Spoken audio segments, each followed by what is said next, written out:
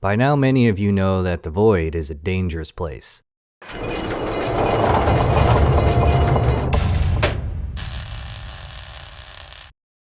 And if you don't, just send one of your ships towards those shiny green asteroids.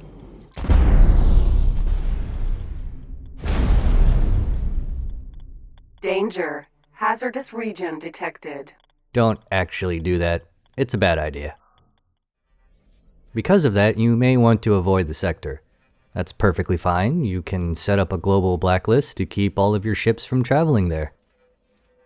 But if we look at the resources in the void, it has a lot to offer, especially methane. You'll need that for hull parts and silicon carbide, among other things, which is needed for every ship and station. Admittedly, you'll also need ore and silicon and all the other raw resources, but those are abundant enough that you don't really have to worry about it. If you ever run into a resource bottleneck, it's usually methane. Taking a look at the known galaxy, we can see why. Highlighted in green are the sectors that contain methane. If we compare the amounts to each other, you'll see that many of the sectors only have trace amounts. The more filled in with green, the more methane it has. And the void has the most. Well, the most freely available. There are xenon sectors that have more, but you're going to have to fight your way through them to get it. So instead of dealing with those murder robots, you've decided that you're going to brave the dangers of the void. The first thing we have to do is identify where the danger zone is. This is the bad place. We don't want to go there. There is a safe zone at the top of the map where you can make medium miners work, but it's not really viable. You'll need to set up a repeat order with a mine command and tell them where to dock so he doesn't travel into the radiation. So of course you don't want to deal with that. You just want to do a sector automine and be done with it. Then you will need a ship that can survive the radiation, which means a shield regeneration rate of at least 500 megawatts.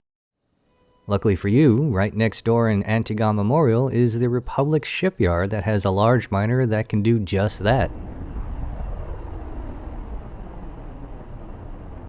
With a regeneration rate that high, you can effectively ignore the radiation's hazard and treat it like any other sector. But be wary of your drones. They can be destroyed by the hazards.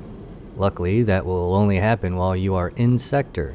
While out of sector, the drones never actually deploy, so keep that in mind if you find yourself regularly traveling through the void. Now all of this works fine, but if you're simply selling the methane to an AI faction, then it's a lot of hassle. Too much to be bothered with. Really, you'd be doing this because you want the resource for yourself. We know how to safely extract the methane, now we need to figure out how to get it out of the sector. Preferably as a graphene so that our transporters can move it more efficiently. Terrans will need to combine it with silicon and metallic microlattice, which for that needs ore and helium to make silicon carbide for transport. That's a far larger investment. If you don't want to deal with that, you can simply make a resource depot. If you need to know how, check out this short video on how that works. Whichever way you choose, we still have to figure out where to put the station.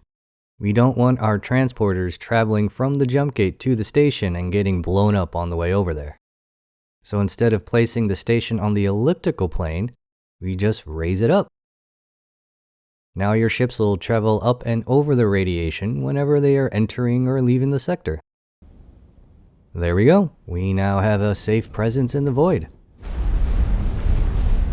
Unfortunately, there is nothing we can do for the Antigon Republic, especially when they decide to place a station right in the middle of the danger zone. But before we go, if you liked the video or found this helpful, please give a click to all the good buttons at the bottom and share so that more people can see it. Until next time, fly safe.